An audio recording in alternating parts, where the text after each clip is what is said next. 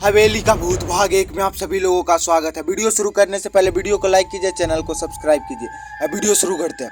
मनोज पेशे से sales manager था। उसका काम ही ऐसा था कि उसे अक्सर शहर शहर घूमना पड़ता।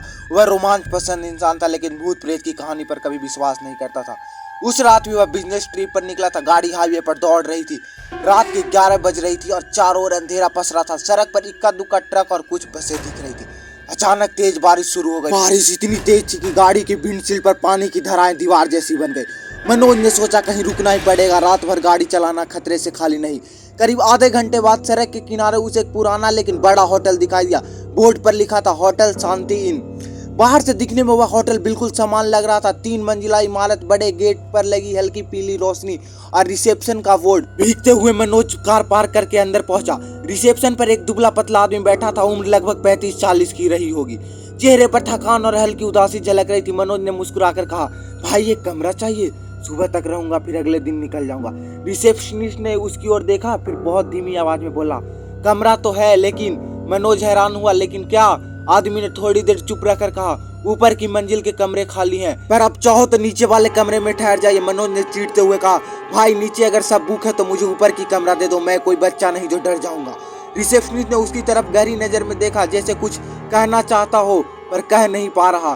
फिर चाबी थमाते हुए बोला, ठीक है, कमरा नंबर 305। मनोज तीसरी मंजिल पर पहुंचा। होटल अंदर से थोड़ा पुराना लग रहा था। सीढ़ियां की रेलिंग पर जंग और दीवारों पर हल्की सी नमी की परत। कमरा 305 खोलते उसे थोड़ी बदबू सी महसूस हुई, जैसे बंद जगह में अक्सर होती है। कमरे में एक पुराना पंखा, लोहे का बिस्तर और खिड़की पर भारी पर्दे लगे थे। मनोज ने झटपट कपड़े बदले और बिस्तर पर लेट गया। बाहर बारिश अब भी हो रही थी। करीब आधे घंटे बाद जैसे ही हल्की आंख लगने लगी, उसे छन छन की हल्की आवाज सुनाई दी।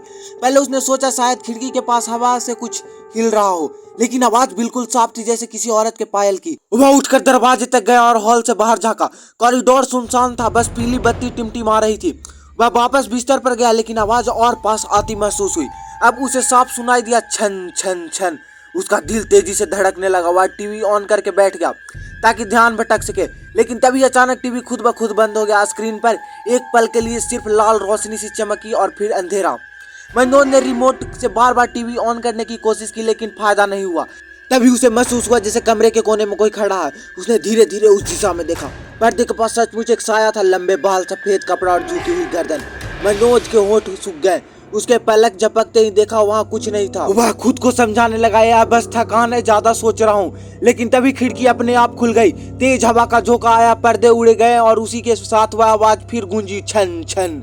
एक बार आवाज इतनी पास थी कि जैसे कोई उसके बिस्तर के पास खड़ा हो। मनोज डर कर सीधा उठा और चिल्लाया, कौन है वहाँ? कोई जवाब नहीं, लेकिन हवा में एक ठंडी सिरहन दौड़ गई। किसी तरह उसने सारी रात बत्ती जलाकर काटी। सुबह जैसे ही धूप निकली, उसे चैन की सांस ली। चेक आउट करते वक्त उसने रिसेप्शनिस्ट से पूछा, भाई ये 305 वाला कमरा, वहाँ रात में अजीब आवाजें क्यों आती है?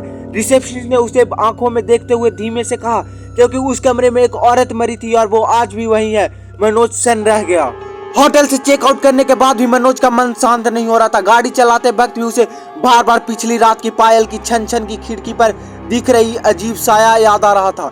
वह सोच रहा था, क्या वाकई वहाँ कोई आत्मा है या ये सब मेरे दिमाग का खेल था? मनोज का काम शहर के बीचों बीच था। काम खत्म करने के बाद उसने एक चाय की दुकान पर बैठकर होटल का जिक्र कैजुअली किया।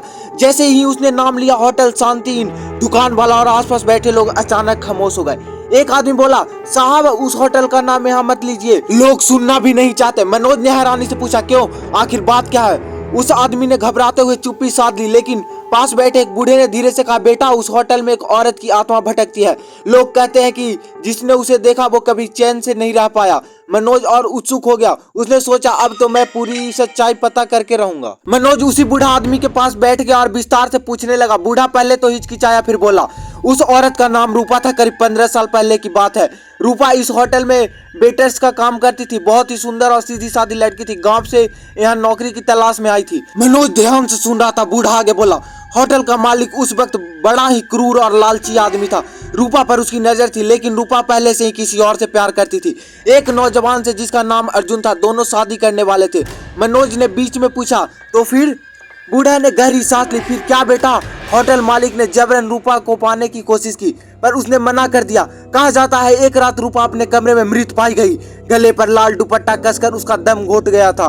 पुलिस ने केस को आत्महत्या कहकर बंद कर दिया, लेकिन पूरा शहर को पता है कि वो हत्या थी। मनोज सन्न रह गया। उसे लगा कि जिस कमरे में वो बैठा रहा था, कमरा 305, वही रूपा की मौत की जगह रही होगी। बूढ़े ने कहा तभी से वहां जो भी ठहरता है उसे रात में पायल की आवाज सुनाई देती है। लोग कहते हैं रूपा अब भी इंसाफ मांग रही है। चाय की दुकान पर अचानक एक और ग्राहक ने कहा, मत पूछिए साहब, मेरे चचेरे भाई ने वहां ठहरने की गलती कर दी थी। सुबह मिला तो बेहोश पड़ा था। उसकी गर्दन पर उंगलियों का निशान था, जैसे किसी ने गला दबाया हो।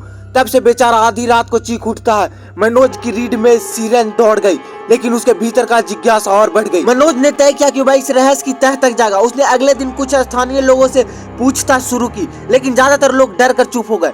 फिर उसे पता चला कि रूपा के प्रेमी अर्जुन अभी भी शहर में है। मनोज के काफी कोशिश के बाद उसका पता चला। अर्जुन अब एक साधारण दुकान चलाता था। उम्र ने उसके चेहरे पर झुर्रियां डाल दी थी, लेकिन आंखों में अब भी गहरा दर्द झलकता था। मनोज ने खुद को ट्रेवल राइटर बताकर अर्जुन से मिलने पहुंचा। पहले तो अर्जुन ने बात करने से इनकार किया, लेकिन अब मनोज ने ईमानदारी से कहा कि वह सच जानना चाहता है तो अर्जुन रो पड़ा।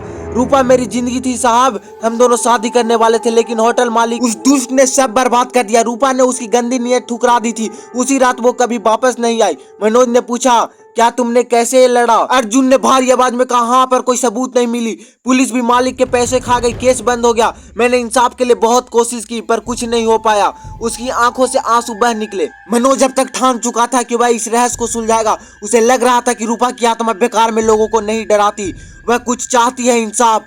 उस रात होटल के बाहर खड़े होकर उसने तीसरी मंजिल की ओर देखा। एक पल के लिए उसे लगा कि खिड़की पर किसी औरत की परछाई खड़ी है। हवा चली, पर्दे हिले और उसके कानों में वही आवाज गूंजी, छन छन। इसी तरह का रोमांचक वीडियो देखने के लिए वीडियो को लाइक कीजिए, चैनल को सब्सक्राइब कीजिए।